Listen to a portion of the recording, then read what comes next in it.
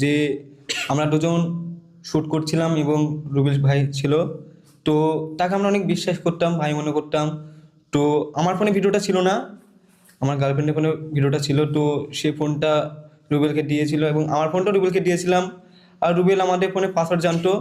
তো সে ভিডিওটা নিয়ে নেয়, নিয়ে নেওয়ার পরে আমাদেরকে কন্টিনিউ ব্ল্যাকমেল করার পরে একসময় এতটা রাগ হয়ে গেছিলো, ভেবেছিলাম বাড়ি আসার পর আর ফোনই তুলবো না।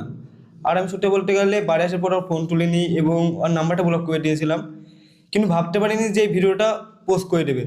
যখন পোস্ট করে দেয় তখন অনেক ফোন করেছি, অনেকজনকে ফোন করেছি, তখন আমার ফোন কেউ তোলেই নিকো। এর আগে একটা ঘটনা ঘটেছিল, তো আমি জেলে চলে গিয়েছিলাম।